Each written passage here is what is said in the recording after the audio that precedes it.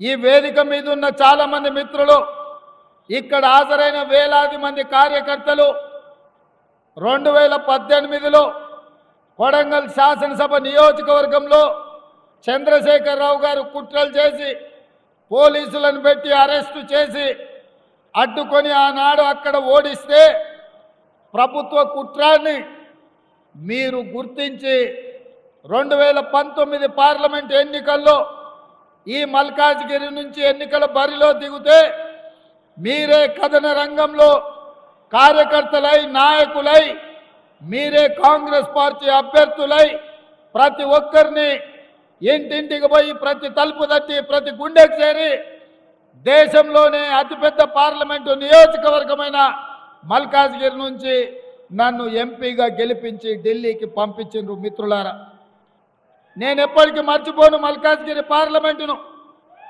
ఆనాడు చాలా సమస్యల మీద కొట్లాడినాం.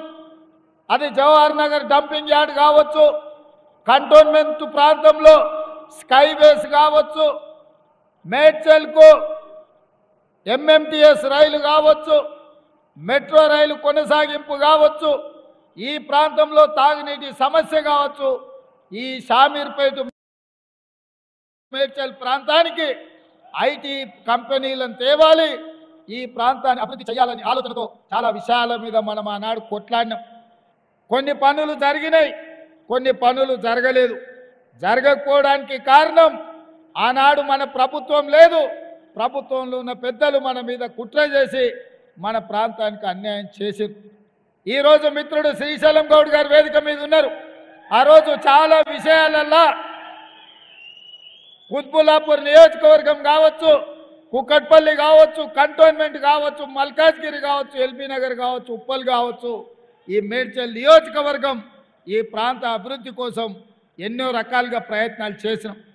కానీ ఆనాడు ప్రభుత్వం అడ్డుకొని ఈ ప్రాంత అభివృద్ధి కుంటుపడడానికి కారణమైంది. ప్రభుత్వంలో ఉన్న పెద్దలు ఆనాడు సహకరించలేదు.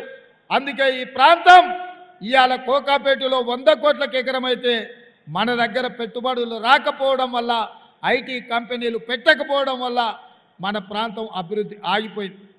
మరి ఈరోజు నేను మిమ్మల్ని అడుగుతున్నా, మీ అభిమానంతో మీరు ఆదరించి ప్రశ్నించే గొంతుగాని మీరు గుర్తించి ఈ ప్రశ్నించే గొంతుకను మీరు ఢిల్లీకి పంపిస్తే పిసిసి అధ్యక్షుడై ఈరోజు రాష్ట్ర ముఖ్యమంత్రిగా మీ ముందు నిలబడ్డా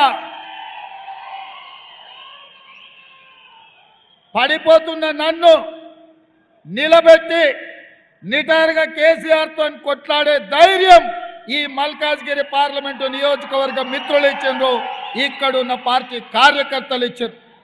మీరిచ్చిన ధైర్యంతో వెనుదిరిగి చూడలేదు, వెనక్కి మళ్ళీ చూడకుండా 5 ఏళ్ళు రాత్రి మగళ్ళు ప్రతి నిమిషం ప్రతి క్షణం ప్రజా సమస్యల మీద కొట్లాడినాం, ఈ ప్రభుత్వంతో పోట్లాడినాం.